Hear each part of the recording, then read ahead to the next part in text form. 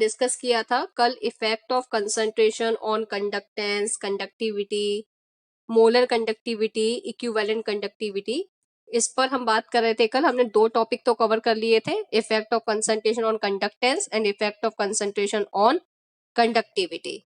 यहां तक सबको क्लियर है? मैंने आपको कल बताया था कि कंडक्टेंस ऑन डाइल्यूशन इंक्रीज होता है और कंडक्टिविटी ऑन डाइल्यूशन डिक्रीज होती है। क्या यहां तक सबको मेरी बात क्लियर है? आगे डिस्कस करूं, आगे से नेक्स्ट करना स्टार्ट करें, नेक्स्ट कंसेप्ट। ठीक है, तो नेक्स्ट मैं डिस्कस करूंगी effect of concentration on molar conductivity. Molar conductivity पर कंसंट्रेशन का क्या इफेक्ट पड़ेगा, इसको भी ध्यान से देखना। मोलर कंडक्टिविटी और मोलर कंडक्टेंस एक ही बात है। मोलर कंडक्टिविटी, इसको समझाने के लिए भी मैं एक एग्जांपल आपको ले लेती हूँ। मैंने एक कंटेनर लिया और इस कंटेनर में मैंने एक सॉल्यूशन लिया है और ये सॉल्यूशन आपका NaCl का सॉल्यूशन है। उसमें मैंने 1 मोल NaCl सॉल्यूशन लिया है। ये जो सॉल्यूशन है इसमें 1 मोल NaCl है। ये जो सॉल्यूशन है, इस सॉल्यूशन में 1 मोल NaCl है। सॉल्यूशन का वॉल्यूम नहीं बता रही हूं कि 1 मोलर NaCl सॉल्यूशन है। मैं ये नहीं कह रही हूं कि सॉल्यूशन 1 मोलर है। मैं आपसे कह रही हूं कि इस सॉल्यूशन में 1 मोल NaCl है और मान लेते हैं कि इस सॉल्यूशन का जो वॉल्यूम है वो 500 ml है। 500 ml में 1 मोल NaCl प्रेजेंट है। मोलर कंडक्टिविटी हम कब निकालते हैं? मोलर कंडक्टिविटी का मतलब क्या होता है? Conductance of 1 mole electrolyte solution का जो कंडक्टेंस होता है उसको हम मोलर कंडक्टिविटी बोलते हैं। उसको क्या बोलते हैं? Molar conductivity. तो ये जो सॉल्यूशन है इसमें 1 मोल NaCl प्रेजेंट है, इसका वॉल्यूम 500 ml है। मुझे 1 ml का वॉल्यूम, 1 ml की कंडक्टेंस पता होती है कप्पा, तो मैं 500 ml की निकाल सकती हूँ। तो 500 ml का अगर मैं कंडक्टेंस निकालूंगी तो वो इस सॉल्यूशन का मोलर कंडक्टेंस होगा। ठीक है, अब मैंने क्या किया, इस सॉल्यूशन को डाइल्यूट करना स्टार्ट किया। जब मैंने इस सॉल्यूशन को डाइल्यूट किया तो अब इसका वॉल्यूम क्या हो जाएगा? इंक्रीज हो जाएगा। ऑन डाइल्यूशन वॉल्यूम तो इंक्रीज हो जाएगा। इसका वॉल्यूम, सपोज मान लेते हैं कि अब इसका वॉल्यूम जो है वो 1000 ml के समथिंग पहुंच चुका है। लेकिन सॉल्यूशन अभी भी, सॉल्यूशन अगर देखा जाए तो अभी भी इसके अंदर 1 मोल NaCl सॉल्यूशन है। मतलब NaCl 1 मोल ही, इसका अमाउंट अभी भी 1 मोल ही प्रेजेंट है। NaCl के 1 मोल अमाउंट डाइल्यूशन से पहले भी 1 मोल अमाउंट था, डाइल्यूशन के बाद भी 1 मोल अमाउंट है, बट वॉल्यूम बढ़ गया सॉल्यूशन का। पहले 500 ml था, अब 1000 ml हो चुका है ऑन डाइल्यूशन। तो जैसे जैसे हमने इसका डाइल्यूशन किया, डाइल्यूशन करने पर आपने क्या देखा कि जो आपका इलेक्ट्रोलाइट प्रेजेंट है उसके आयंस में कोई इंक्रीमेंट नहीं हो रहा। आयंस में कोई इंक्रीमेंट नहीं है। 1 मोल आयन से, 1 मोल NaCl से आपको 2 मोल आयंस मिल जाएंगे, एक Na पॉजिटिव का आयन और एक Cl नेगेटिव का आयन। यहां पर भी आपके पास में 1 मोल Na पॉजिटिव आयन है, 1 मोल Cl नेगेटिव आयन है। 2 मोल आयन है आपके पास में इस सॉल्यूशन में भी, और इस सॉल्यूशन में भी 2 मोल आयन है। तो आयंस की क्वांटिटी में इंक्रीमेंट नहीं हो रहा ऑन डाइल्यूशन। लेकिन आप देखेंगे कि ऑन डाइल्यूशन आयंस यहां पर बहुत पास पास थे। आयनिक इंटरफ्रेंस अगर देखा जाए, आयनिक इंटरफ्रेंस देखा जाए, बेटा माइक किसका ऑन है? अविनाश प्लीज म्यूट कर लो माइक को अपने। ठीक है, तो मैंने आपसे कहा जैसे जैसे आप डाइल्यूशन कर रहे हैं, पहला फैक्टर तो आपको क्लियर हो गया होगा कि आयनिक इंटरफ्रेंस जो है वो डिक्रीज हो रहा है। आयनिक इंटरफ्रेंस जो था वो डिक्रीज हो रहा है। इंटरफ्रेंस डिक्रीजेस, आयनिक इंटरफ्रेंस डिक्रीजेस। सेकेंड फैक्टर क्या हुआ? आइंस के बीच में जो डिस्टेंस था वो यहां कम था और यहां आइंस के बीच में जो डिस्टेंस है वो बढ़ चुका है। तो आयनिक इंटरफ्रेंस डिक्रीज हो गया, और आयनिक इंटरफ्रेंस डिक्रीज होने से मैंने आपको बताया था कि आयनिक मोबिलिटी बढ़ती है। तो यहां पर सेकेंड फैक्टर, आयनिक मोबिलिटी क्या हो जाएगी? आयनिक मोबिलिटी आपकी इंक्रीज हो जाएगी। ठीक है, दोनों फैक्टर आपको क्लियर हो गए होंगे। तीसरा अगर मैं बात करूं, सेम कंडीशन, बेटा माइक लगातार कौन ओपन कर रहा है? तीसरी कंडीशन अगर मैं आपसे बात करूं, जो नंबर ऑफ आयंस है, नंबर ऑफ आयंस स्टिल अभी भी कांस्टेंट है। आप देखें डाइल्यूशन से बिफोर और डाइल्यूशन के बाद दोनों टाइम आपके नंबर ऑफ मोल्स जो हैं वो कांस्टेंट है। नंबर ऑफ आयंस और number of amount of solute वो कांस्टेंट है। फोर्थ अगर मैं बात करूं, आयनिक इंटरफेरेंस डिक्रीज हो रहा है, आयनिक मोबिलिटी इंक्रीज हो रही है, नंबर ऑफ आयंस कांस्टेंट है, तो मोबिलिटी के इंक्रीज होने से, इंटरफेरेंस के डिक्रीज होने से मेरे हिसाब से मोलर कंडक्टिविटी इंक्रीज होनी चाहिए। एक मोल आयन इतने सॉल्यूशन में आसानी से मूव नहीं कर पा रही, लेकिन एक मोल आयन इतने सॉल्यूशन में आसानी से मूव कर पाएंगे तो कंडक्टेंस बढ़ जाएगा। तो ऑब्वियस सी बात है कि मोलर कंडक्टिविटी बढ़ जाएगी। तो molar conductivity increases, molar conductivity increases on dilution, molar conductivity increases on dilution. अच्छा, हमने मोलर कंडक्टिविटी का एक फॉर्मूला पढ़ा था, lambda M is equal to kappa into 1000 upon M. सबको याद आ रहा होगा कि मोलर कंडक्टिविटी का फॉर्मूला था कापा इंटू 1000 अपॉन एम। अब एम यहाँ पर क्या है, मोलरिटी, एम है यहाँ पर मोलरिटी, कापा आपका स्पेसिफिक कंडक्टेंस और कंडक्टिविटी, और लैम्डा एम जो है आपका वो मोलर कंडक्टिविटी है। अगर मैं आपसे यहाँ पर कहूं कि मैं आपसे कह रही हूं कि मैंने सॉल्यूशन को डाइल्यूट किया, तो जब मैं सॉल्यूशन को डाइल्यूट करती हूं, जब मैं सॉल्यूशन का डाइल्यूशन बढ़ाती हूं तो वॉल्यूम भी बढ़ता है। आप देखिए जब मैंने सॉल्यूशन को डाइल्यूट किया तो वॉल्यूम इंक्रीज हुआ, डाइल्यूशन बढ़ाने पर वॉल्यूम इंक्रीज हो जाता है। अब फोकस करके बताओ, इस सॉल्यूशन की कंसंट्रेशन ज्यादा है कि इस सॉल्यूशन की कंसंट्रेशन ज्यादा है? इस सॉल्यूशन की कंसंट्रेशन ज्यादा है या इस सॉल्यूशन की कंसंट्रेशन ज्यादा है?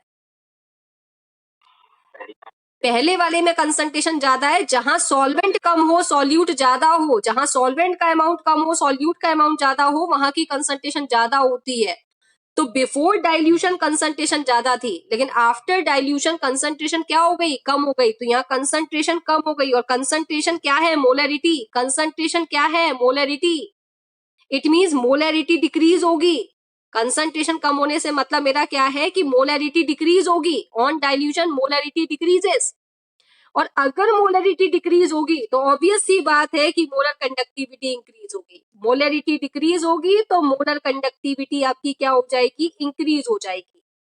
तो आपको ध्यान रखना है कि अगर वो आपसे कहता है किसी सॉल्यूशन की मोलरिटी डिक्रीज हो रही है तो आप आंसर दे सकते हैं कि उसकी मोलर कंडक्टिविटी इंक्रीज हो रही होगी। मेरे हिसाब से रिलेशन सबको समझ में आ गया होगा। हम यहाँ कह सकते हैं कि मोलर कंडक्टिविटी सॉल्यूशन की ऑन डाइल्यूशन इंक्रीज हो रही है because concentration decreases of the solution. यहाँ तक बात क्लियर है? क्या यहाँ तक मेरी बात क्लियर है? ठीक है, अब यहाँ पर सुनिएगा मेरी बात को। हमने मोलर कंडक्टिविटी के साथ साथ एक टॉपिक और पढ़ा था, मैंने कहा था बहुत ज्यादा क्वेश्चंस नहीं मिलेंगे। टॉपिक था आपका मोलर कंडक्टिविटी के अलावा इक्विवेलेंट कंडक्टिविटी और इक्विवेलेंट कंडक्टेंस। इक्विवेलेंट कंडक्टेंस को भी अगर मैं यहीं आपको शॉर्ट में समझा दूं तो इक्विवेलेंट कंडक्टेंस का फॉर्मूला क्या था, lambda E Q is equal to kappa into 1000 upon normality. Normality क्या है, कंसंट्रेशन की एक टर्म है। जैसे हम कंसंट्रेशन को मोलरिटी की टर्म में निकालें, मोल फ्रैक्शन की टर्म में निकालें, मास परसेंटेज की टर्म में निकालें, नॉर्मेलिटी की टर्म में निकालें, पीपीएम की टर्म में निकालें, पीपीबी की टर्म में निकालें, तो ये सब क्या है, कंसंट्रेशन टर्म्स हैं कि हम किसी भी मेथड में कंसंट्रेशन को पता कर सकते हैं। तो सेम कंसेप्ट अप्लाई होना है कि जैसे जैसे आप डाइल्यूशन बढ़ाएंगे वॉल्यूम इंक्रीज होगा, कंसंट्रेशन डिक्रीज होगी in terms of normality. Concentration decrease होगी इन टर्म्स ऑफ नॉर्मेलिटी। तो ऑब्वियस सी बात है कि आपकी लैम्डा ई क्यू जिसको हम बोलते हैं इक्विवेलेंट कंडक्टेंस वो क्या हो जाएगा, इंक्रीज हो जाएगा। तो मैंने आपको चार टॉपिक पर मैंने आपको बताया था, effect of concentration, effect of concentration on conductance, conductivity, molar conductance and equivalent conductance. तो सिर्फ एक ही टॉपिक था जिसमें आप देख रहे थे कि ऑन डाइल्यूशन कौन डिक्रीज हो रहा था, सिर्फ कंडक्टिविटी डिक्रीज हो रही थी, क्योंकि वो एक स्पेसिफिक एरिया के लिए बात हो रही है, 1 ml एरिया के लिए बात हो रही है। बाकी कंडक्टेंस भी ऑन डाइल्यूशन इंक्रीज होता है, मोलर कंडक्टेंस भी ऑन डाइल्यूशन इंक्रीज होता है, इक्विवेलेंट कंडक्टेंस भी ऑन डाइल्यूशन इंक्रीज होता है। ओनली स्पेसिफिक कंडक्टेंस और we can say that conductivity decreases on dilution because वहां पर यूनिट वॉल्यूम एरिया की बात हो रही है। तो सिर्फ एक ही टॉपिक है जो डिक्रीज हो रहा है, बाकी सब के सब क्या हो रहे हैं, इंक्रीज हो रहे हैं ऑन डाइल्यूशन। तो यहां तक मेरी बात सबको क्लियर हो गई होगी कि चारों पर कैसे कैसे इफेक्ट पड़ रहा है कंसंट्रेशन का। क्या यहां तक मेरी बात सबको क्लियर है? Yes ma'am. ठीक है, अब यहीं पर मैं यहीं से थोड़ा सा आगे का टॉपिक कनेक्ट कर रही हूँ, फोकस करना थोड़ा ध्यान से। टॉपिक का नाम है मैक्सिमम मोलर कंडक्टेंस। अभी तो हमने पढ़ा था मोलर कंडक्टेंस या मोलर कंडक्टिविटी, और यहीं पर मैं बात कर रही हूं आपसे maximum molar conductance. Maximum molar conductance, maximum molar conductance क्या मतलब है, जरा इसको ध्यान से समझना। मैक्सिमम मोलर कंडक्टेंस का मतलब ध्यान से समझना, क्योंकि आगे के न्यूमेरिकल इस टॉपिक पर कनेक्टेड है। मानकर चलते हैं मैंने एक सॉल्यूशन लिया, एक कंटेनर में एक सॉल्यूशन लिया, NaCl का सॉल्यूशन लिया, और 1 मोल NaCl मैंने इसके अंदर लिया। इस सॉल्यूशन के अंदर 1 मोल NaCl है, और इसका वॉल्यूम मान के चलते हैं कि इसका वॉल्यूम 200 ml है। इसका वॉल्यूम मैंने मान लिया कि 200 ml है। आप कुछ भी मान सकते हो, 300 400 जो भी आपको मानना है। मैंने माना है जस्ट कि इसका वॉल्यूम 200 ml है, और 200 ml में 1 मोल NaCl इलेक्ट्रोलाइट प्रेजेंट है। ठीक है, मैंने सॉल्यूशन को डाइल्यूट किया। मैंने सॉल्यूशन को डाइल्यूट करने में 100 ml वाटर और मिलाया। तो सॉल्यूशन को डाइल्यूट करने में कितना वाटर ऐड किया, 100 ml वाटर और ऐड कर दिया। ठीक है, आपको पता है कि डाइल्यूशन पर मोलर कंडक्टेंस इंक्रीज होता है, तो इंक्रीज हुआ होगा। ठीक है, फिर मैंने क्या किया, मोलर कंडक्टेंस इसका बढ़ गया, मान लिया। फिर मैंने इसमें 100 ml डाला वाटर और डाइल्यूट किया। आपने कहा फिर से मोलर कंडक्टेंस इंक्रीज हो गया। फिर मैंने इसमें 100 ml और ऐड किया, फिर से मोलर कंडक्टेंस इंक्रीज हो गया। कब तक इंक्रीज होगा? आप पानी डालते जाएंगे डालते जाएंगे डालते जाएंगे, क्या मोलर कंडक्टेंस इंक्रीज होता जाएगा होता जाएगा होता जाएगा?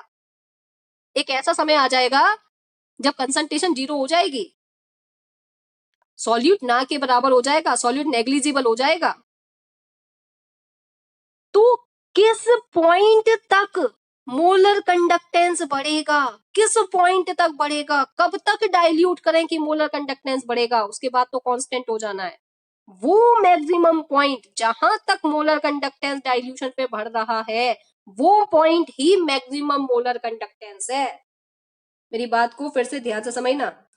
आप जब डाइल्यूट करते हैं तो मोलर कंडक्टेंस क्या इनफाइनाइट तक बढ़ता जाएगा? नहीं, एक मैक्सिमम पॉइंट पर पहुंचने के बाद जितना भी पानी आप मिलाते जाओगे कंडक्टेंस नहीं बढ़ेगा, कांस्टेंट हो जाएगा। एक समय तक बढ़ेगा। आपने 100 ml पानी डाला, मोलर कंडक्टेंस बढ़ा, फिर 100 ml डाला, फिर बढ़ा, फिर डाला, फिर बढ़ा, फिर डाला, फिर बढ़ा, फिर डाला, फिर बढ़ा।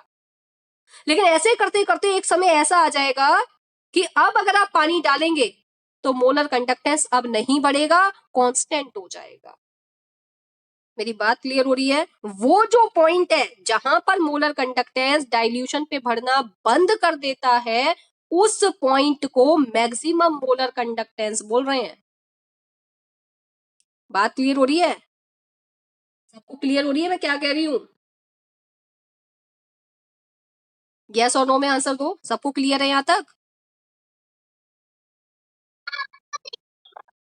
ठीक है, तो मैक्सिमम मोलर कंडक्टेंस को हम एक और नाम से इंडिकेट करते हैं। इसे हम बोलते हैं molar conductance at infinite dilution. जिस पॉइंट पर आप कब तक लेकर जाओगे, जिस पॉइंट तक मोलर कंडक्टेंस बढ़ रहा है तब तक डाइल्यूट करते जाओगे। तो जिस पॉइंट पर वो कांस्टेंट हो जाए, उस पॉइंट को हम और क्या बोल सकते हैं? हम उसको बोल सकते हैं molar conductance, molar conductance at infinite dilution, eight infinite dilution. हम ऐसा भी बोल सकते हैं। मतलब मैं ऐसा कहूं मैक्सिमम मोलर कंडक्टेंस, या मैं ये कहूं molar conductance at infinite dilution. जिस डाइल्यूशन पर वो अब बढ़ना बंद कर दे, वो इनफाइनाइट डाइल्यूशन हो गया, उसके लिए molar conductance at infinite dilution. इसी का एक और नाम हम कह सकते हैं, इसी को और क्या कह सकते हैं? Limiting molar conductance. अब ये उसकी लिमिट है, इससे ऊपर नहीं बढ़ेगा, तो एक और नाम दिया जा सकता है limiting molar conductance. Limiting molar conductance ये भी कहा जा सकता है। लिमिटिंग मोलर कंडक्टेंस, ये इसकी लिमिट है, इससे ऊपर अब डाइल्यूट करने पर अब मोलर कंडक्टेंस की वैल्यू नहीं बढ़ेगी। तो आप उसे molar conductance at infinite dilution कहें, आप उसको मैक्सिमम मोलर कंडक्टेंस कहें, आप उसको लिमिटिंग मोलर कंडक्टेंस कहें, या फिर आप एक और नाम दे सकते हैं molar conductance at zero concentration, molar conductance at zero concentration, molar conductance at zero concentration. अब कंसंट्रेशन ना के बराबर हो गई है, अगर आपका इलेक्ट्रोलाइट ही नहीं है तो आयंस नहीं तो फिर किस बात का कंडक्टेंस? आप कहेंगे आयंस तो मैडम पानी में रहेंगे, हम डाइल्यूट करते जाएंगे, उनके बीच में इतना डिस्टेंस हो जाएगा कि वो एक दूसरे से इतने दूर चले जाएंगे कि उन्हें मतलब ही नहीं है, एक दूसरे से कोई मतलब नहीं है। तो एट जीरो कंसंट्रेशन, जब आपका सॉल्यूट सॉल्वेंट में बिल्कुल ना के बराबर हो जाए, बिल्कुल ना के बराबर हो जाए, उस समय पर मोलर कंडक्टेंस की वैल्यू बढ़ना बंद हो जाएगी, उसे हम बोलेंगे मैक्सिमम मोलर कंडक्टेंस। ये इसकी लिमिट है, इससे ऊपर नहीं बढ़ सकता। तो मैक्सिमम मोलर कंडक्टेंस को मैंने 4 नाम दिए, मैं मैक्सिमम मोलर कंडक्टेंस कहूं, molar conductance at infinite dilution कहूं, लिमिटिंग मोलर कंडक्टेंस कहूं, molar conductance at zero concentration कहूं, कोई भी लाइन आपको न्यूमेरिकल में देखने को मिल जाए तो समझ जाना मैक्सिमम मोलर कंडक्टेंस की बात कर रहा है। और मैक्सिमम मोलर कंडक्टेंस को हम एक सिंबल से इंडिकेट करते हैं, और सिंबल को हम क्या लगाते हैं, लैम्डा एम सबस्क्रिप्ट में। कुछ लोग यहाँ पर इंफिनिटी का सिंबल बना देते हैं, कुछ लोग इसी सिंबल को लैम्डा एम नॉट से रिप्रेजेंट करते हैं। तो चाहे आप लैम्डा नॉट एम से रिप्रेजेंट करें, चाहे आप लैम्डा इन्फिनिटी एम से रिप्रेजेंट करें, तो किसी बुक में इससे गिवन है, किसी बुक में इससे गिवन है, तो आपको ये पता करना है सिंपल अगर लैम्डा एम लिखा है तो मोलर कंडक्टेंस की बात कर रहा है, और लैम्डा इन्फिनिटी एम या लैम्डा नॉट एम लिखा हुआ है तो मैक्सिमम मोलर कंडक्टेंस या लिमिटिंग मोलर कंडक्टेंस की बात कर रहा है। यहां तक मेरी बात सबको क्लियर हो गई होगी कि मैक्सिमम मोलर कंडक्टेंस क्या है। अब यहाँ पर मैंने आपको स्टार्टिंग में ये बताया था कि इलेक्ट्रोलाइट 2 टाइप के होते हैं, एक स्ट्रॉन्ग इलेक्ट्रोलाइट होता है, एक वीक इलेक्ट्रोलाइट होता है। जो स्ट्रॉन्ग इलेक्ट्रोलाइट होते हैं उनका डिग्री ऑफ डिसोसिएशन 100% होता है, मतलब वो स्टार्टिंग में पूरी तरीके से डिसोसिएट हो जाते हैं। तो जैसे जैसे आप डाइल्यूशन करते हैं तो क्या होता है, नंबर ऑफ आयंस तो कांस्टेंट होती हैं, बस आयनिक इंटरफेरेंस डिक्रीज होता है, आयनिक मोबिलिटी इंक्रीज होती है, तो कंडक्टेंस भी इंक्रीज होता है, मोलर कंडक्टेंस भी इंक्रीज होता है, इक्विवेलेंट कंडक्टेंस भी इंक्रीज होता है। लेकिन अगर हम स्ट्रॉन्ग इलेक्ट्रोलाइट की जगह वीक इलेक्ट्रोलाइट ले लेते हैं तो क्या होता है, वीक इलेक्ट्रोलाइट के केस में ये ज्यादा बढ़ते हैं, कंडक्टेंस स्ट्रॉन्ग के केस में जितना बढ़ा था वीक के केस में और ज्यादा बढ़ेगा, मोलर कंडक्टेंस स्ट्रॉन्ग के केस में जितना बढ़ रहा था वीक के केस में और ज्यादा बढ़ेगा, इक्विवेलेंट कंडक्टेंस वीक के केस में जितना बढ़ रहा था, स्ट्रॉन्ग के केस में जितना बढ़ रहा था उससे ज्यादा वीक के केस में बढ़ेगा। उसके केस में क्या होगा, वीक के केस में ज्यादा बढ़ेगा। क्यों? क्योंकि वीक इलेक्ट्रोलाइट के केस में क्या हो रहा था, वीक इलेक्ट्रोलाइट के केस में नंबर ऑफ आयंस कांस्टेंट नहीं है, जैसे जैसे आप डाइल्यूट करते जाओगे नंबर ऑफ आयंस इंक्रीज होते जाएंगे। स्टार्टिंग में जैसे मैंने आपको बताया था कि वीक इलेक्ट्रोलाइट के केस में डिग्री ऑफ डिसोसिएशन लगभग अप्रोक्सीमेटली 5% होता है। आप जैसे जैसे अब और डाइल्यूट करते जाओगे तो जो अल्फा है डिग्री ऑफ डिसोसिएशन वो इंक्रीज होता जाएगा, नंबर ऑफ आयंस बढ़ते जाएंगे। तो आप देखेंगे कि आपका molar conductance, equivalent conductance, conductance strong electrolyte के कंपैरिजन में ज्यादा मिलेगा वीक के केस में। तो यहां मैं 2 केस आपके साथ डिस्कस करूंगी, case first for strong electrolyte और case second for weak electrolyte, ठीक है। अब यहाँ पर हम मोलर कंडक्टेंस स्पेसिफिकली आपकी बुक में जैसे तो कंडक्टेंस की बात करूं या फिर मैं इक्विवेलेंट कंडक्टेंस की बात करूं या मोलर कंडक्टेंस की बात करूं, तीनों ही डाइल्यूशन पे बढ़ते हैं। तो बुक में आपकी स्पेसिफिकली एक ही कंसेप्ट को बहुत एक्स्ट्रा डिटेल में बताया है, मोलर कंडक्टेंस को, तो हम मोलर कंडक्टेंस को डिटेल में लेके चलेंगे। वैसे तो तीनों पर एक ही तरीके से इफेक्ट पड़ रहा है, सिर्फ कंडक्टिविटी जो है वो डाइल्यूशन पर डिक्रीज हो रही है। तो मोलर कंडक्टेंस को हम थोड़ा सा डिटेल में लेकर चलते हैं। मोलर कंडक्टेंस के केस में मोलर कंडक्टेंस इसको मैं दो केस में डिस्कस करूंगी। एक केस तो मैं आपके साथ डिस्कस करूंगी केस फर्स्ट हम किसके लिए लेंगे, स्ट्रॉन्ग इलेक्ट्रोलाइट के लिए, और केस सेकंड हम लेंगे वीक इलेक्ट्रोलाइट के केस में। तो वेरिएशन केस फर्स्ट में हम देखेंगे variation variation of lambda M मतलब molar conductance with concentration for weak for strong electrolyte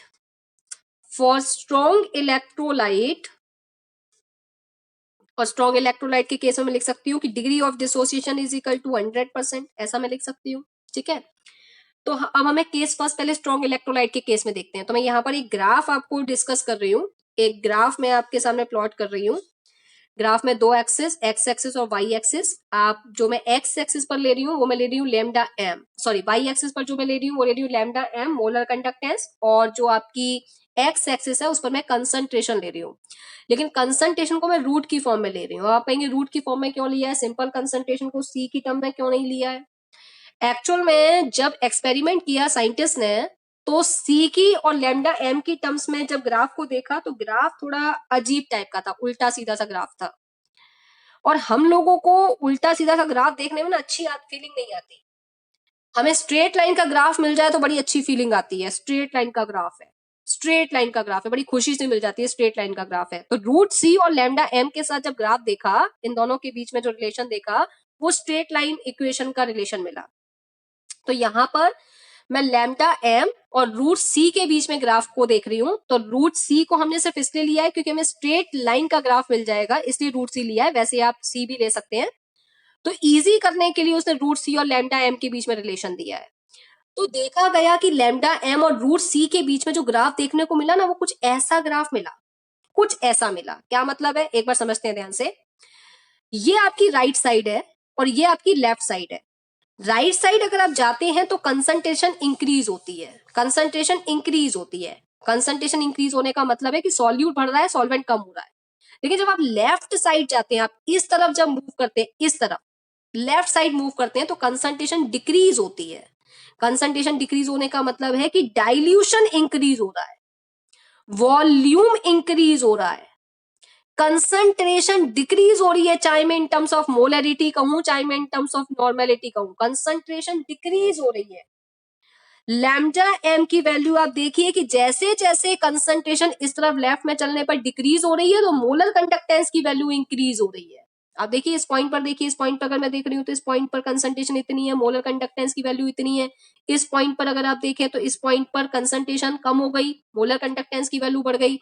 इस पॉइंट पर अगर आप देखें तो कंसंट्रेशन आपकी और कम हो गई, मोलर कंडक्टेंस की वैल्यू बढ़ गई। तो जैसे जैसे आप डाइल्यूट करते जा रहे हैं वैसे वैसे मोलर कंडक्टेंस की वैल्यू बढ़ती जा रही है, बढ़ती जा रही है। अब यहां तक आपने देखा कि मोलर कंडक्टेंस की वैल्यू बढ़ रही है। अब अगर मैं आपसे कहूं कि इस लाइन को थोड़ा सा और एक्सटेंड कर दो, आपने इस लाइन को थोड़ा सा और एक्सटेंड कर दिया तो ये जो पॉइंट है, ये वाई एक्सिस, जहां पर वाई एक्सिस पर इंटरसेप्ट हुआ है, ये वाई एक्सिस जहां पर काटी गई है, ये वो पॉइंट है जहां पर मैक्सिमम मोलर कंडक्टेंस, इस पॉइंट को हम कहेंगे मैक्सिमम मोलर कंडक्टेंस, क्योंकि इस पॉइंट पर अगर आप देखें तो कंसंट्रेशन आपकी क्या हो चुकी है, इस पॉइंट पर कंसंट्रेशन 0 है। इससे ऊपर कितना डाइल्यूट करेंगे आप भाई, कंसंट्रेशन 0 हो चुकी है। अब 0 कंसंट्रेशन पर क्या आपको कंडक्टेंस मिलेगा? कंडक्टेंस किसकी वजह से है? कंडक्टेंस तो आइंस की वजह से है, और आइंस ही नहीं है आपके सॉल्यूशन में, ना के बराबर हो चुके हैं, नेग्लिजिबल हो चुके हैं।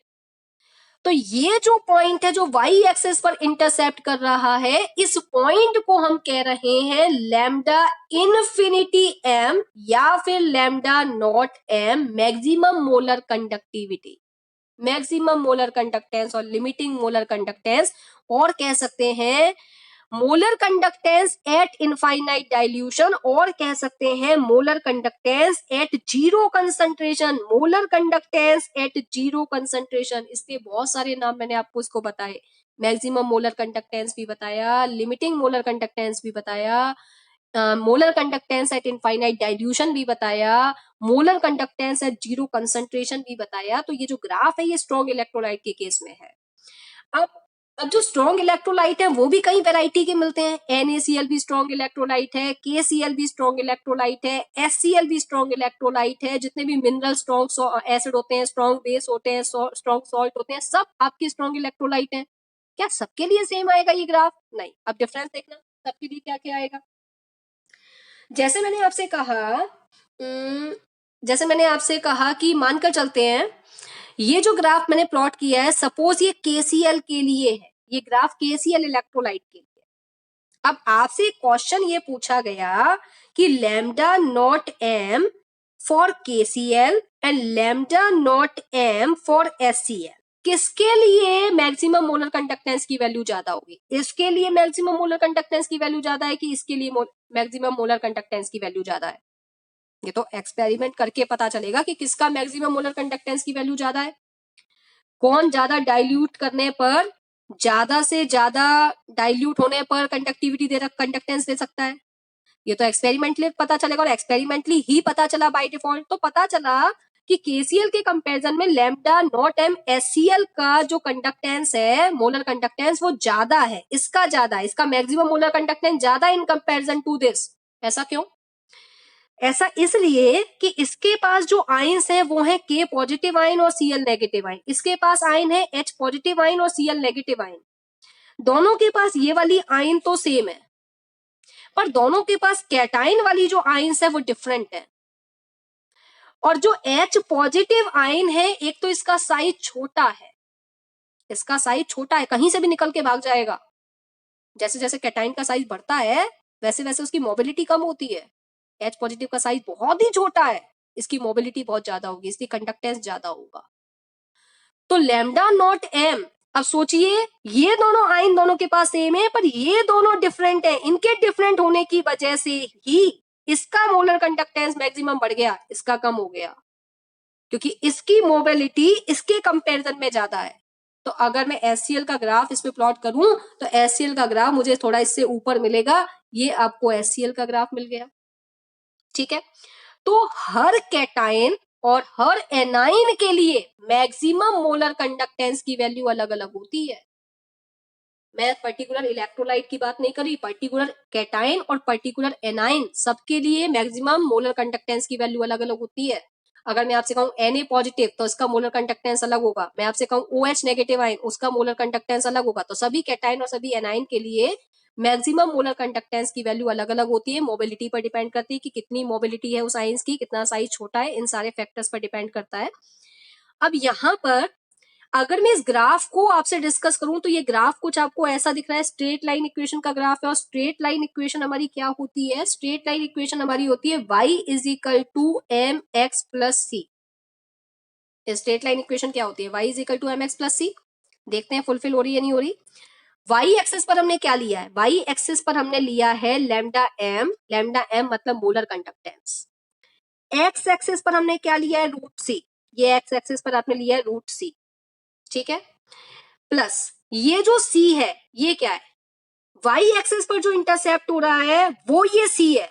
तो ये c क्या हो जाएगा? लैम्डा नॉट m, या फिर हम कहेंगे lambda infinity m maximum molar conductance. और ये m क्या है? स्लोप। अब इसका ग्राफ का स्लोप कैसा है? ऊपर से नीचे की तरफ जा रहा है। ऊपर से नीचे का ग्राफ अगर दिखेगा तो स्लोप नेगेटिव होता है, तो इसका स्लोप नेगेटिव मिलेगा। तो मैंने यहाँ पर क्या लिखा? मैंने यहाँ पर लिया -b, और ये जो b है ये कांस्टेंट है, ये b जो है ये कांस्टेंट है, और माइनस साइन इसलिए लगाया क्योंकि स्लोप नेगेटिव है। तो इसको मैं ऐसा लिख सकती हूँ, lambda m is equal to lambda naught m minus b root c। इसको मैं ऐसा लिख सकती हूँ। ये जो इक्वेशन आई है ये इक्वेशन स्ट्रॉन्ग इलेक्ट्रोलाइट के केस के लिए है, वीक इलेक्ट्रोलाइट केस पर एप्लीकेबल नहीं है। ये इक्वेशन स्ट्रॉन्ग इलेक्ट्रोलाइट के लिए एप्लीकेबल है, वीक के लिए एप्लीकेबल नहीं है। ये जो इक्वेशन है, इस इक्वेशन को किसने दिया था? इस इक्वेशन को दिया था एक साइंटिस्ट ने जिसका नाम था डिबाय Huckel Onsager equation. Debye Huckel own सागर, मुझे लग रहा है एक इंडियन साइंटिस्ट है और एक आपका फॉरेनर साइंटिस्ट है, दोनों का कॉम्बिनेशन मिक्सचर है ये equation. Debye Huckel Onsager equation, it is valid for strong electrolyte. ये स्ट्रॉन्ग इलेक्ट्रोलाइट के लिए वैलिड है, वीक इलेक्ट्रोलाइट के केस के लिए वैलिड नहीं है। यहां पर अगर मैं एक एक वेरिएबल को आपको बता दूं कि कौन सा वेरिएबल किसको इंडिकेट कर रहा है, तो लैम्डा m आपको पता है कि मोलर कंडक्टेंस को इंडिकेट कर रहा है, molar conductance at any concentration. Molar conductance at any concentration उसके बाद लैम्डा नॉट एम तो आपको अच्छे से पता चल चुका है, चार चार नाम मैंने आपको बताए थे, maximum molar conductance, limiting molar conductance, molar conductance at infinite dilution, molar conductance at zero concentration, जो मन करे वो लिख दो। Limiting molar conductance, limiting molar conductance. अच्छा, ये सी क्या है? ये सी आपको पता है कंसंट्रेशन है, मोलरिटी की टर्म्स में या नॉर्मलिटी की टर्म्स में। अब मोलर कंडक्टेंस की बात कर रहे हैं तो कंसंट्रेशन मोलरिटी की टर्म्स में लिखेंगे। तो सी क्या है यहाँ पर? Concentration of electrolyte, concentration of electrolyte. और ये जो बी है ये एक कांस्टेंट है, और ये कांस्टेंट डिपेंड करता है किस पर? सॉल्वेंट पर, नेचर ऑफ सॉल्वेंट पर। ये कांस्टेंट है and it's constant depend upon the nature of solvent, depend upon the nature of solvent। nature of solvent से मेरा मतलब क्या है? nature of solvent से मेरा मतलब है, ब्रैकेट में लिख देती हूँ कि आपका सॉल्वेंट कैसा है, विस्कस है, ज्यादा विस्कस होगा तो कंडक्टेंस में प्रॉब्लम आएगी, कम विस्कस होना चाहिए। तो विस्कोसिटी कैसी है इसकी? विस्कोसिटी हम देखेंगे, विस्कोसिटी कैसी है सॉल्वेंट की। दूसरा, सरफेस टेंशन कितनी है, ये फैक्टर्स पर डिपेंड करता है ये कांस्टेंट। तो इसकी वजह से प्रॉब्लम आती है, अलग अलग सॉल्वेंट के लिए अलग अलग हो जाती है बी की वैल्यू।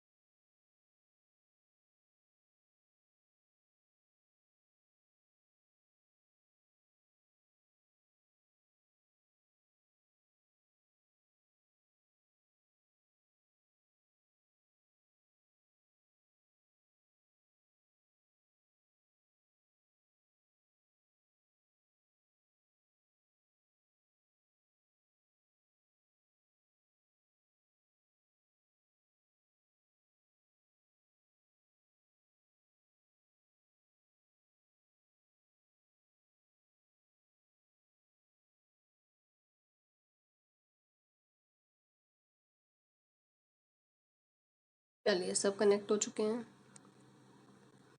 क्या स्क्रीन सबको क्लियर दिखाई दे रही है? क्या स्क्रीन सबको क्लियर है? ठीक है, यहाँ तक कंसेप्ट सबको क्लियर है जितना मैंने अभी तक बताया है? यहाँ तक सबको कंसेप्ट क्लियर हो रहा है जो भी बताया है? ठीक है, ठीक है, ठीक है, आगे बढ़ते हैं। तो बी जो है वो कांस्टेंट है, जो सॉल्वेंट के नेचर पे डिपेंड कर रहा है कि सॉल्वेंट किसका कितना विस्कस नेचर का है, उसकी सरफेस टेंशन कितनी है। तो हमें इस इक्वेशन को यूज नहीं करना है, हमारा इस इक्वेशन से कोई काम नहीं पड़ने वाला, कोई न्यूमेरिकल हमें इस इक्वेशन पे सॉल्व नहीं करने हैं। पर फिर भी मैंने आपको ये बताया कि ये जो ग्राफ है, इस ग्राफ से ये इक्वेशन प्लॉट होती है, ये इक्वेशन ड्राइव होती है, जो इस साइंटिस्ट ने करी है, जो स्ट्रॉन्ग इलेक्ट्रोलाइट के केस के लिए वैलिड है।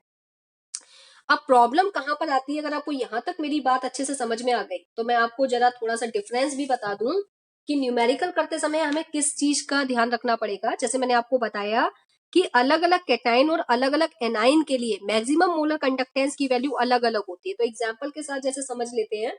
फॉर एग्जाम्पल, मैंने आपसे कहा कि एक इलेक्ट्रोलाइट KCl है, इस KCl का मैक्सिमम मोलर कंडक्टेंस जो मिला, मैक्सिमम मोलर कंडक्टेंस को हम इस साइन से रिप्रेजेंट करते हैं, ये मुझे मिला 149.86, 149.86 इतना मिला मैक्सिमम मोलर कंडक्टेंस। अच्छा, मैंने निकाला NaCl का, जब मोलर कंडक्टेंस निकाला तो ये एक्सपेरिमेंटली पता चला, ये निकला 126.45।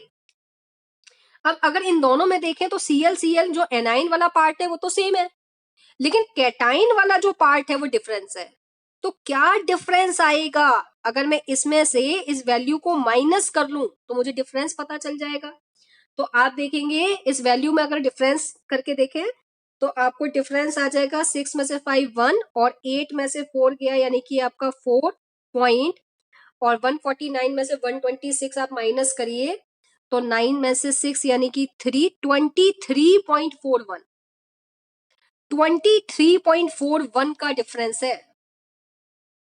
23.41 का डिफरेंस है। और मैक्सिमम मोलर कंडक्टेंस की यूनिट तो आपको पता है ना क्या होती है, ohm inverse centimetre square mole inverse.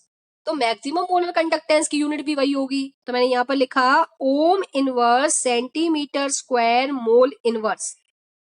ठीक है, तो अलग अलग कैटाइन और अलग अलग एनाइन, अगर यहाँ पर Cl नेगेटिव आइन तो सेम है, लेकिन यहाँ पर NaCl और K ये जो कैटाइन है ये अलग अलग है और इनकी मैक्सिमम मोलर कंडक्टेंस अलग अलग है, इसलिए ये डिफरेंस निकल कर आया है। दूसरा, अगर मैं आपसे एक और एग्जांपल डिस्कस करूं तो एक एग्जांपल और ले लेते हैं। फॉर एग्जांपल मैंने आपसे कहा एक इलेक्ट्रोलाइट है KBr, इस इलेक्ट्रोलाइट का मैक्सिमम मोलर कंडक्टेंस मिला 151.92 और एक और कंडक्टर इलेक्ट्रोलाइट है NaBr, इसका जो कंडक्टेंस देखने को मिला वो मिला 128.51। इन दोनों का डिफरेंस चेक करते हैं जरा। Br जो एनाइन है वो तो सेम है, लेकिन Na और K जो कैटाइन है वो अलग अलग है, तो डिफरेंस इतना ही निकलना चाहिए। तो देखते हैं क्या डिफरेंस इतना ही आ रहा है। 2 में से 1 माइनस किया आपका 1, 9 में से 5 माइनस किया 4, अब आपके पास 1 में से 8 माइनस नहीं करेंगे, 11 में से अगर आपने 8 माइनस किया तो 3, और आपने 4 में से 2 माइनस किया तो 2। आप देखिए डिफरेंस उतना ही आ रहा है। और आपने लिखा ohm inverse centimetre square mole inverse. तो ये तो आपने देखा जब आपकी एनाइन सेम थी और कैटाइन डिफरेंट थी। K positive Na positive difference इतना आया, K positive Na positive difference उतना ही आया। तो मैं बार बार आपको एक ही बात बता रही हूं कि हर कैटाइन और हर एनाइन का मैक्सिमम मोलर कंडक्टेंस अलग अलग होता है। मैक्सिमम मोलर कंडक्टेंस क्या होता है, अलग अलग होता है। ऐसे ही अगर मैं आपसे कैटाइन सेम कर दूं एनाइन डिफरेंट कर दूं तो भी डिफरेंस आएगा। तो ये बात सबको समझ में आ गई होगी। ये बात सबको समझ में आ गई कि सॉल्यूशन में जो इलेक्ट्रोलाइट हम डालते हैं उस इलेक्ट्रोलाइट पर डिपेंड नहीं करता मैक्सिमम मोलर कंडक्टेंस, उनके आयंस पर भी डिपेंड करता है। हो सकता है कैटाइन का मोलर कंडक्टेंस ज्यादा हो और हो सकता है एनाइन का कम हो सकता है एनाइन का ज्यादा हो सकता है कैटाइन का कम हो। मेरी बात सबको क्लियर हो रही है मैं क्या कहना चाह रही हूँ? यहाँ तक मेरी बात सबको क्लियर है? यहाँ तक बात सब क्लियर है? ठीक है, अब हम बात करते हैं केस सेकंड की। Case second for weak electrolyte. अब हम बात करेंगे case second for weak electrolyte. Case second, case second for weak electrolyte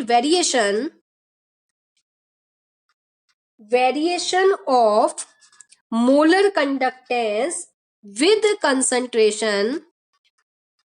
with concentration for weak electrolyte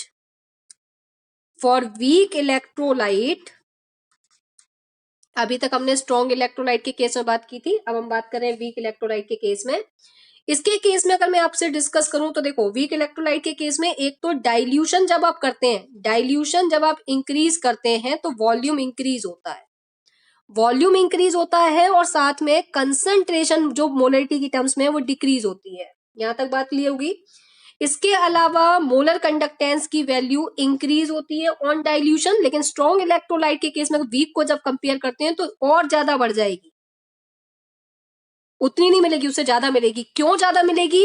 क्योंकि नंबर ऑफ आयंस जो है, number of ions of electrolyte increases with dilution, ये value बढ़ेगी। वो वहां कांस्टेंट थी पर यहां पर इंक्रीज मिलेगी ये वैल्यू, जिसकी वजह से ये ज्यादा मिलेगा, मोलर कंडक्टेंस की वैल्यू ज्यादा मिलेगी। किसके कंपैरिजन में? स्ट्रॉन्ग के कंपैरिजन में।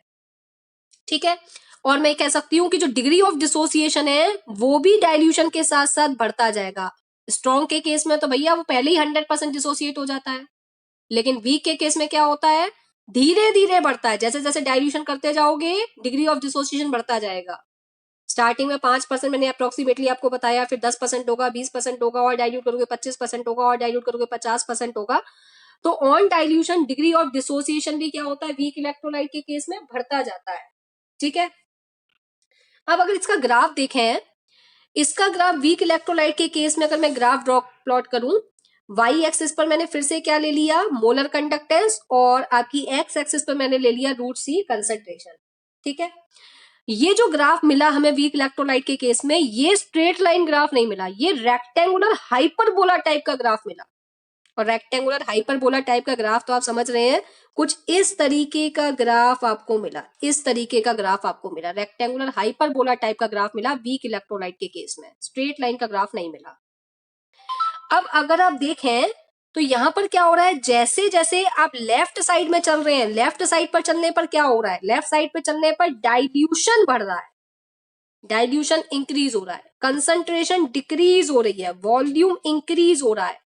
तो जैसे जैसे आप लेफ्ट साइड की तरफ चल रहे हैं, लेफ्ट साइड के चलने पर क्या हो रहा है, डाइल्यूशन आपका बढ़ता जा रहा है, कंसंट्रेशन कम होती जा रही है, मोलर कंडक्टेंस की वैल्यू बढ़ती जा रही है, और एकदम से बढ़ गई, एकदम से बढ़ गई। और जब आपने स्ट्रॉन्ग इलेक्ट्रोलाइट का ग्राफ देखा था तो आपको बहुत ज्यादा डिफरेंस नहीं मिला था, ये था स्ट्रॉन्ग इलेक्ट्रोलाइट का केस, आपको बहुत ज्यादा डिफरेंस नहीं मिला था, ये देखिए बहुत ज्यादा डिफरेंस नहीं है। लेकिन अगर आप इस वाले ग्राफ को देखें तो इस वाले ग्राफ में देखिए, यहां से आपने चलना स्टार्ट किया और आपको मैक्सिमम मोलर कंडक्टेंस में जब आप यहां पहुंचे, कंसंट्रेशन को बहुत कम करते करते, डाइल्यूट करते करते, तो एकदम से आपने देखा कि ग्राफ आपको इस तरीके का मिल रहा है, एकदम से आपकी मोलर कंडक्टेंस की वैल्यू बढ़ रही है, क्योंकि नंबर ऑफ आइंस बढ़ रहे हैं। ठीक है, लेकिन इसमें प्रॉब्लम क्या है, इस ग्राफ में एक प्रॉब्लम ये आती है बेसिकली, कि आप इसको बढ़ाते जाओगे इन्फिनिटी तक ले जाओगे, तब भी ये वाई एक्सिस पर इंटरसेप्ट नहीं करेगा। और वाई एक्सिस पर जब वहां इंटरसेप्ट कर रहा था, तभी मैं उस पॉइंट को हमने मैक्सिमम मोलर कंडक्टेंस बोला था। तो वीक इलेक्ट्रोलाइट का मैक्सिमम मोलर कंडक्टेंस निकालना इस मेथड से डिफिकल्ट हो गया। इस मेथड से आप मैक्सिमम मोलर कंडक्टेंस की वैल्यू वीक इलेक्ट्रोलाइट के केस में नहीं निकाल सकते। तो कैसे निकालेंगे, स्ट्रॉन्ग की तो हम निकाल पा रहे थे, लेकिन वीक की हम नहीं निकाल सकते। क्यों नहीं निकाल सकते वीक के केस में, क्योंकि आप इसको आगे बढ़ाओगे ये कहीं इंटरसेप्ट ही नहीं करेगा पॉइंट, आप इन्फिनिटी तक ले जाओ चाहे। तो हम कह सकते हैं for weak electrolyte, for weak electrolyte we cannot calculate lambda not m, मतलब मैक्सिमम मोलर कंडक्टेंस, या मैक्सिमम मोलर कंडक्टेंस कह सकते हैं, या फिर आप लिमिटिंग मोलर कंडक्टेंस कह सकते हैं, बाय दिस मेथड। हम इस मेथड से तो नहीं कैलकुलेट कर सकते, बाय दिस मेथड हम इस मेथड से कैलकुलेट नहीं कर सकते। और जो इक्वेशन हमने पहले पढ़ी थी, lambda m is equal to lambda naught m minus b root c, वो तो भैया स्ट्रॉन्ग इलेक्ट्रोलाइट के केस पर एप्लीकेबल थी, तो वो भी नहीं लगा सकते हैं। अब प्रॉब्लम ये आती है कि वीक इलेक्ट्रोलाइट के केस में अगर हमने वीक इलेक्ट्रोलाइट पानी में डाला तो उसका भी तो मोलर कंडक्टेंस होगा, उसकी भी एक मैक्सिमम मोलर कंडक्टेंस की वैल्यू होगी, तो उसको कैसे कैलकुलेट करें। उसको कैलकुलेट करने के लिए हमें एक लॉ पढ़ना पड़ेगा। उसको कैलकुलेट करने के लिए इस वाले मेथड से तो हम नहीं निकाल सकते, तो मेथड चेंज करना पड़ेगा। निकलेगा तो सही, पर मेथड चेंज करना पड़ेगा। तो उस मेथड के लिए हमें एक लॉ पढ़ना पड़ेगा।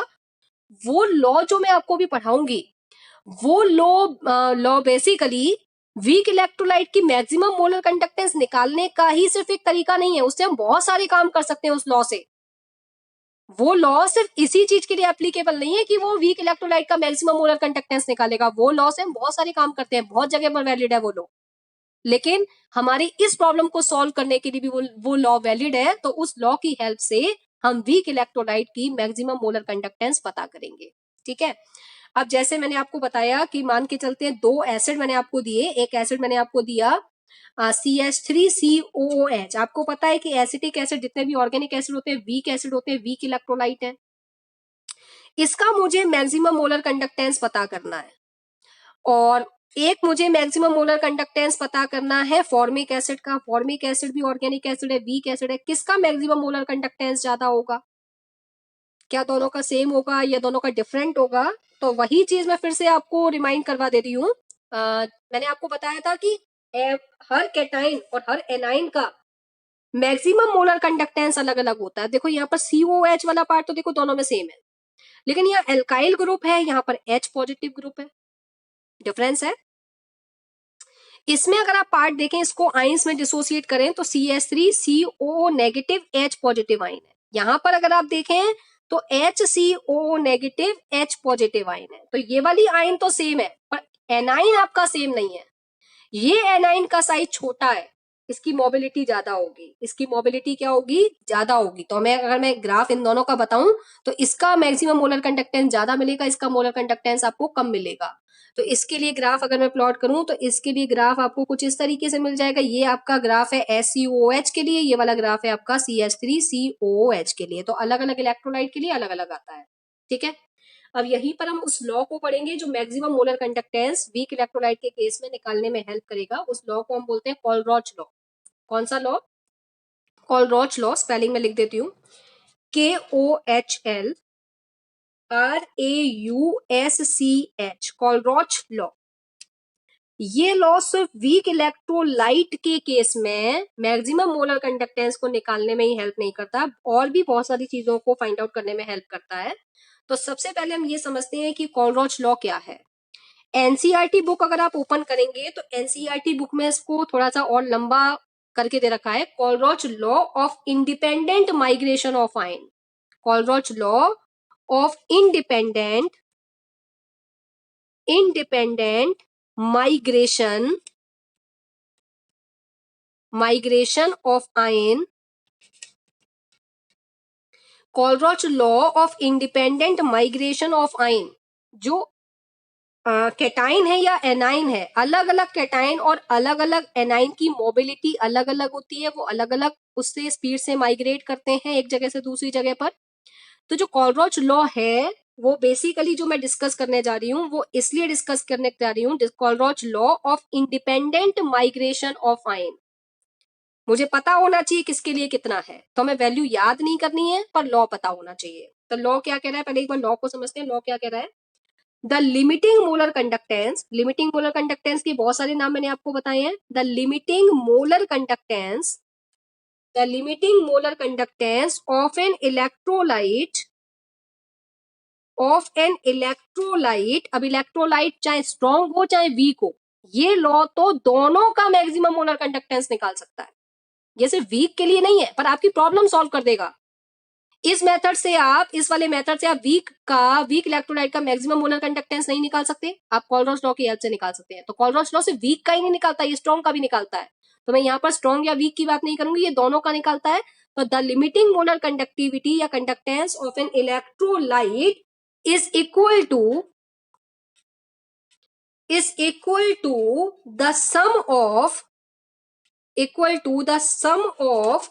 लिमिटिंग मोलर कंडक्टिविटी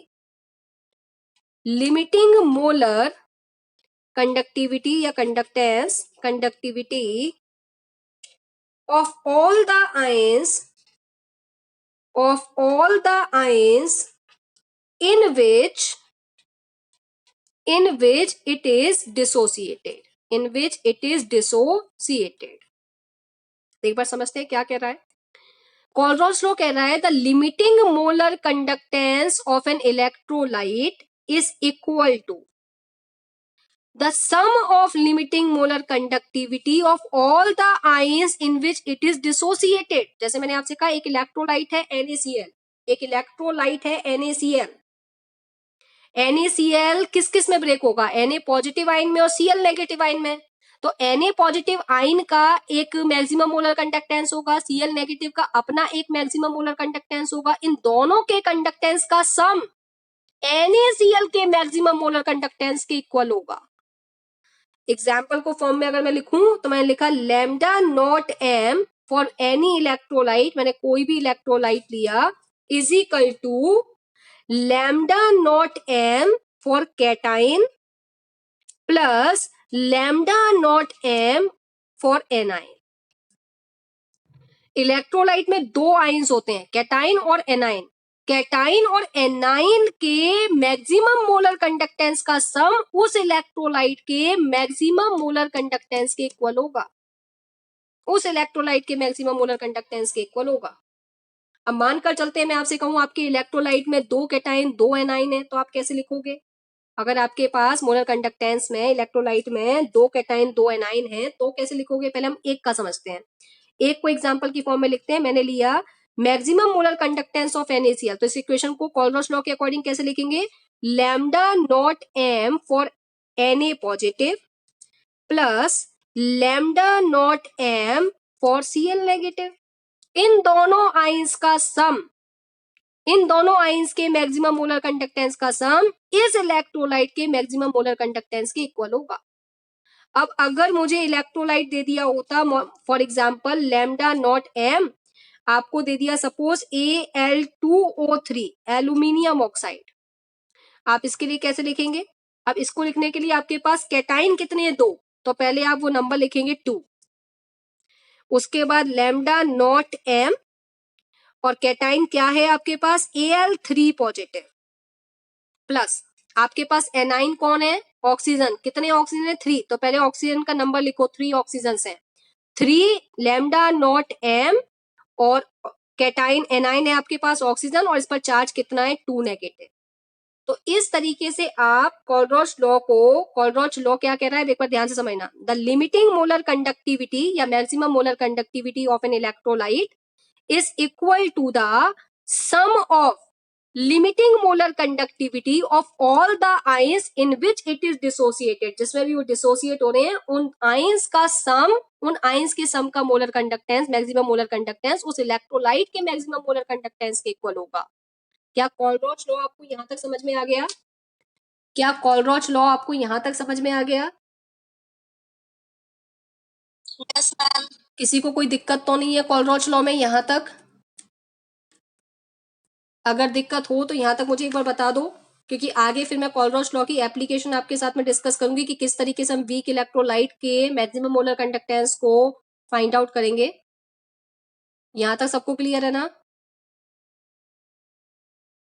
ठीक है, ठीक है, ठीक है। अच्छा, अगर मैंने आपको इलेक्ट्रोलाइट MgCl2 दे दिया होता तो कोलरॉच लॉ की फॉर्म में कैसे लिखोगे? Lambda naught m MgCl2 is equal to, cation कौन है? Mg पे कितना चार्ज है? 2 पॉजिटिव। कितनी कैटाइन है? 1, तो कैसे लिखेंगे? Lambda naught m Mg2 positive plus A9 कितनी है आपके पास? 2, तो आपने आगे नंबर लिखा 2 लैम्डा नॉट m और Cl नेगेटिव। ठीक है, तो आपको डिसोसिएट करना तो आ गया होगा कि आप इलेक्ट्रोलाइट को किस तरीके से डिसोसिएट करोगे। अब हम इसकी एप्लीकेशन की बात करेंगे। कोलरॉच लॉ हमारी कौन कौन सी प्रॉब्लम को सॉल्व कर सकता है? बेसिकली फर्स्ट प्रॉब्लम तो हमें सॉल्व करनी है कि हमें वीक इलेक्ट्रोलाइट का मैक्सिमम मोलर कंडक्टेंस पता करना है, तो कैसे पता करेंगे? तो फर्स्ट अब इसकी एप्लीकेशन देखते हैं, और एप्लीकेशन लास्ट कंसेप्ट चल रहा है आपकी इलेक्ट्रोकेमिस्ट्री चैप्टर का। कोलरॉच लॉ की एप्लीकेशन खत्म होते ही आपका चैप्टर एंड है। इसकी 3 एप्लीकेशन है। फर्स्ट एप्लीकेशन हम डिस्कस करेंगे, एप्लीकेशन ऑफ कोलरॉच लॉ। मैं अभी कितना टाइम लग जाएगा? क्या प्रॉब्लम है ललित? आपको जाना है? आपको जाना है? हाँ मैम, जाना है। चले जाओ। और मेरा जो छूटेगा वो? अब आपको जाना भी है, आपको पढ़ना भी है, डिसाइड करो किसको प्रायोरिटी देना चाहते हो। टाइम के हिसाब से। टाइम के हिसाब से क्या होता है? ऐसा कौन सा इंपॉर्टेंट काम आ गया? हाँ मैम, कुछ काम है क्या? फिजिक्स की क्लास में भी तुम्हें काम था, केमिस्ट्री की क्लास में भी तुम्हें काम आ गया, हाँ मैम, फिजिक्स की क्लास में भी जाना था। अब भी तुम्हें कहीं जाना है। यार तो तुम रिश्तेदारी निभा लो, तुम पहले पूरा समाज चला लो, उसके बाद पढ़ लेना। क्यों? कितना टाइम लगेगा बता दो। मैं 3 एप्लीकेशन तो डिस्कस करूंगी at least.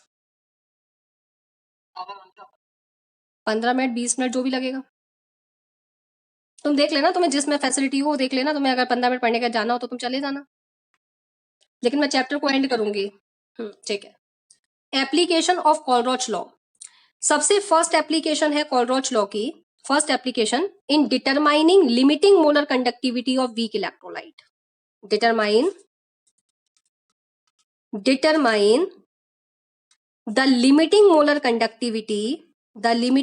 Conductivity of weak electrolyte. हम वीक इलेक्ट्रोलाइट की क्या पता कर सकते हैं?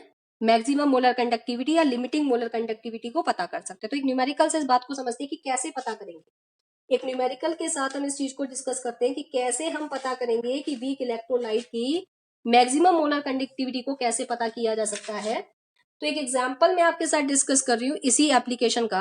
क्वेश्चन है फर्स्ट, आपको तो रखा है if the molar conductivity molar conductivity को मैं सिंबल लैम्डा एम बना रही हूं। If the molar conductivity eight infinite dilution, इसका मतलब समझ रहे हो ना, इनफाइनाइट डाइल्यूशन क्या मतलब है?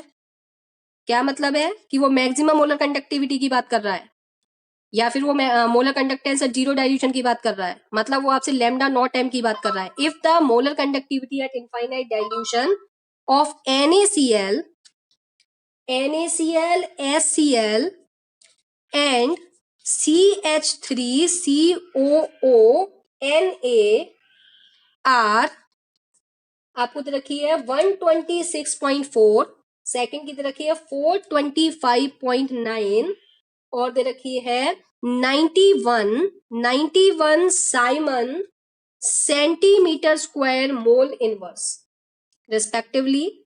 What will be the maximum molar conductivity of acetic acid? आपसे पूछ रहा है what will be the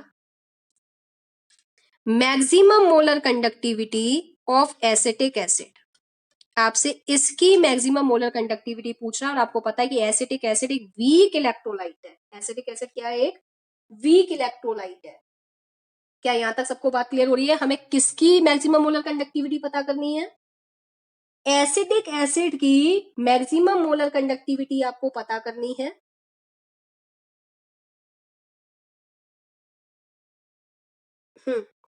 देखते हैं मुझे क्या क्या गिवन है। मुझे lambda naught M for NaCl given है। NaCl गिवन है क्वेश्चन में। इसको मैं कैसे लिख सकती हूँ कॉलरॉच लॉ के अकॉर्डिंग? इसको मैं लिख सकती हूँ lambda naught M Na positive plus lambda naught M Cl negative. इसकी वैल्यू मुझे बता रहा है 126.4। ठीक है, फिर मुझे क्वेश्चन में दे रखा है लैम्डा नॉट एम आपका HCl, इस इलेक्ट्रोलाइट के लिए मैंने लिखा कॉलरॉच लॉ के according lambda naught M H positive plus lambda naught M Cl negative. इसकी वैल्यू मुझे बता रहा है 425.9 siemens centimetre square mole inverse.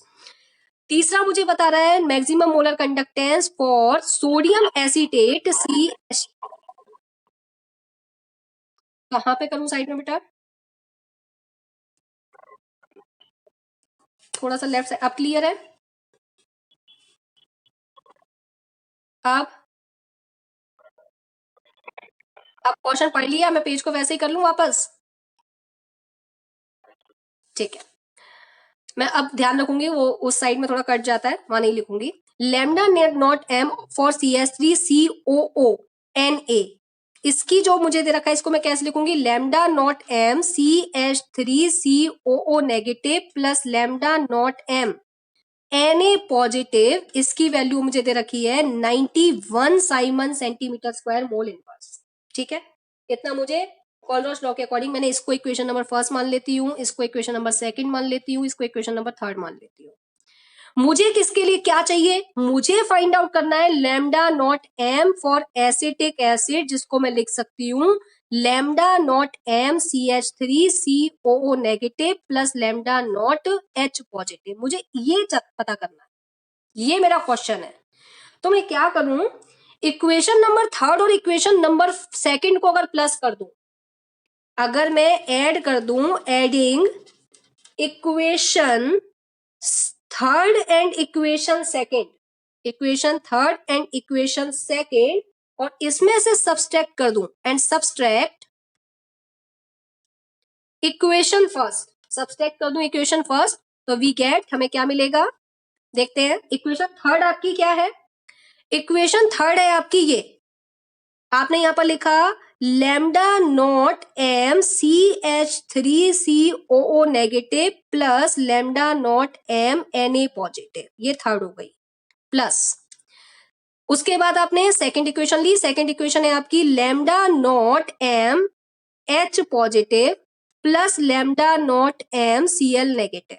इसमें थर्ड में से सेकंड, थर्ड और सेकंड को प्लस करना है और माइनस करनी है आपको इसमें से इक्वेशन फर्स्ट को, और इक्वेशन फर्स्ट है lambda naught M N positive plus lambda naught M C L negative, lambda naught M C L negative. अब देखिए जरा, आप अगर देखें तो आपका N positive lambda naught M N positive या प्लस में है या माइनस में, इसको कैंसिल आउट कर दीजिए। ठीक है, यहाँ पे ब्रैकेट लगा दे रही हूँ, ब्रैकेट लगा दे रही हूँ यहाँ पर आप अगर देखें ये सीएल वाला जो पार्ट है lambda naught M CL negative, और ये माइनस प्लस माइनस यानी कि ये lambda naught M CL negative ये आपका प्लस में है और ये वाला पार्ट आपका माइनस में, कैंसिल हो जाएगा। तो आपके पास कौन सा वाला पार्ट बचेगा? आपके पास बचेगा lambda naught M CH3CO negative plus lambda naught M H positive, यही तो बचेगा। और आपको इसकी वैल्यू निकाल लेनी है। तो कैसे निकालेंगे? इसकी वैल्यू मुझे पता है, इसकी वैल्यू मुझे पता है, इसमें से इस वैल्यू को माइनस करना है। तो मेरे पास ये निकल कर आ जाएगा लैम्डा नॉट एम CH3COH की वैल्यू निकल कर आ जाएगी। तो पहले आपने क्या किया, थर्ड वाली इक्वेशन की जो वैल्यू थी वो थी आपके पास 91 प्लस सेकेंड वाली इक्वेशन की वैल्यू थी 425.9 माइनस आपके पास फर्स्ट वाली इक्वेशन की वैल्यू है 126.4। आप माइनस कर दीजिए तो आपके पास जो वैल्यू आ जाएगी लैम्डा नॉट एम CH3COH के लिए वैल्यू निकल कर आ जाएगी। कैलकुलेट करके बताओ कितनी वैल्यू आ रही है, कैलकुलेट करके बताओ वैल्यू क्या आ रही है,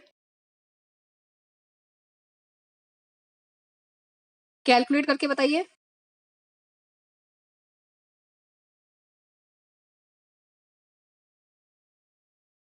यस, कैलकुलेट करिए।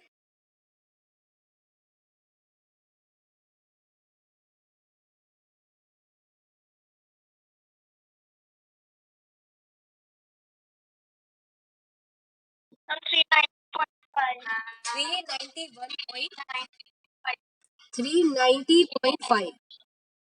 आगे यूनिट आप लिख सकते हैं Simon centimetre square mole inverse. तो आपने देखा दिस इज वीक इलेक्ट्रोलाइट और स्ट्रॉन्ग इलेक्ट्रोलाइट की मुझे वैल्यू दे रखी थी, उनकी हेल्प से मैंने वीक इलेक्ट्रोलाइट की मैक्सिमम मोलर कंडक्टेंस की वैल्यू निकाल ली।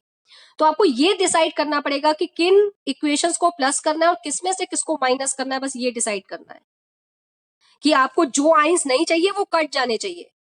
उस हिसाब से आप अपनी इक्वेशन बनाएंगे और उसके हिसाब से आप वीक इलेक्ट्रोलाइट की मैक्सिमम मोलर कंडक्टेंस को निकाल लेंगे। तो कॉलरॉच लॉ की हेल्प से आपने वीक इलेक्ट्रोलाइट की मैक्सिमम मोलर कंडक्टेंस को निकाल लिया। कितने बच्चों को क्वेश्चन क्लियर है, कितने बच्चों को क्वेश्चन क्लियर है एप्लीकेशन फर्स्ट पर?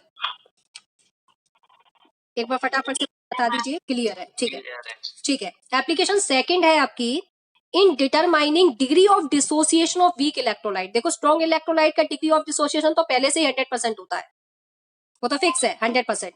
लेकिन वीक इलेक्ट्रोलाइट का क्या होता है, डाइल्यूशन के साथ साथ डिग्री ऑफ डिसोसिएशन बढ़ता जाता है। तो मुझे डिटरमाइन करना है कि कितना है।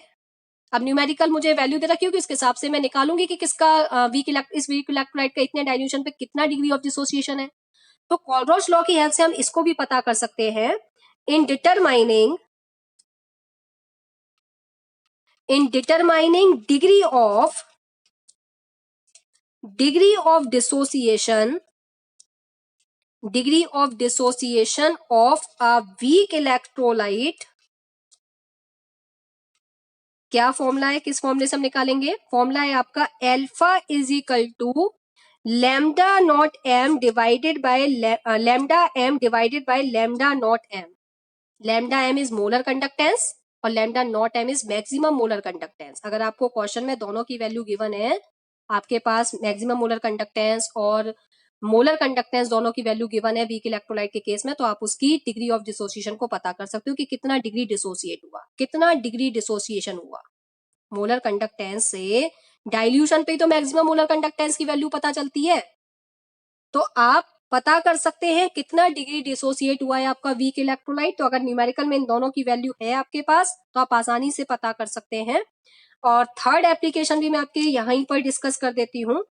थर्ड एप्लीकेशन है आपकी determining dissociation constant, determining dissociation constant of a weak electrolyte, determining,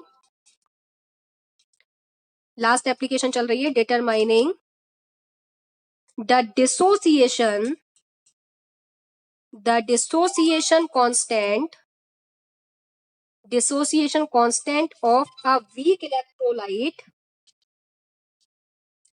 electrolyte कैसे पता करेंगे? डिसोसिएशन कांस्टेंट को हम किससे रिप्रेजेंट करते हैं? डिग्री ऑफ डिसोसिएशन को तो हम अल्फा से रिप्रेजेंट करते हैं और डिसोसिएशन कांस्टेंट को हम के से रिप्रेजेंट करते हैं। तो हमारा फॉर्मूला क्या है? के इज इक्वल टू, हमने पढ़ा हुआ ये फॉर्मूला पहले, K is equal to C alpha square upon 1 minus alpha. हमने ये फॉर्मूला पहले पढ़ा है, सॉल्यूशन चैप्टर में भी पढ़ा है, इक्विलिब्रियम चैप्टर में भी 11th क्लास में पढ़ा है। K is equal to C alpha square upon 1 minus alpha, where C is equal to concentration molarity की टर्म्स में या नॉर्मलिटी की टर्म्स में, alpha is the degree of dissociation. अगर आपको न्यूमेरिकल में कंसंट्रेशन गिवन है और डिग्री ऑफ डिसोसिएशन गिवन है तो आप यहां से क्या निकाल सकते हैं? डिसोसिएशन कांस्टेंट निकाल सकते हैं वीक इलेक्ट्रोलाइट के केस में। तो कितने बच्चों को 3 एप्लीकेशन समझ में आ गई? कितने बच्चों को यहाँ पर तीनों एप्लीकेशन क्लियर है? यहाँ पर कितने बच्चों को 3 एप्लीकेशन क्लियर है? यस, क्लियर है। अब आपका इलेक्ट्रोकेमिस्ट्री पीक्यूएस है, आपका चैप्टर आज कंप्लीट हो गया। अब आपका पीक्यूएस में कुछ क्वेश्चंस रिमेनिंग है, वो और कंप्लीट होने हैं। अगर आपके वो कंप्लीट हो जाते हैं तो आपका चैप्टर पूरी तरीके से कंप्लीट हो जाएगा। मैं पीक्यूएस के आंसर की फिर आपको प्रोवाइड कर दूंगी। तो कौन कौन से क्वेश्चंस आज आप रिमेनिंग कर लेंगे वो मैं आपको एक बार शो कर दूं। आपको आज जो क्वेश्चंस लेफ्ट हैं वो मैं आपको शो कर दे रही हूँ। आपका असाइनमेंट नंबर 5 चल रहा है। एनसीईआरटी इंटेक्स का 8 और 9 नंबर क्वेश्चन करना है। एनसीईआरटी एक्सरसाइज का 10 और 11 नंबर क्वेश्चन करना है। ऐसे टीक्यू का ओनली 21 क्वेश्चन लेफ्ट है। ऐसे क्यू फर्स्ट में 3, 5 का सेकंड, 8 का सेकंड, 9 और 10। ऐसे क्यू सेकंड में 17, 20 क्वेश्चन और एलवाई क्यू में 28 के फर्स्ट का ए पार्ट, 30, 34 का ए पार्ट। एग्जाम्पल में 6 और 7। अब ये जितने भी क्वेश्चंस हैं ये आपके कल से आज तक के टॉपिक पर कनेक्टेड है, जिसमें ये 3 एप्लीकेशन और आपको मिल जाएंगी कि आपको डिसोसिएशन कांस्टेंट निकालना है या आपको डिग्री ऑफ डिसोसिएशन निकालना है या आपको वीक इलेक्ट्रोलाइट का मैक्सिमम मोलर कंडक्टेंस निकालना है।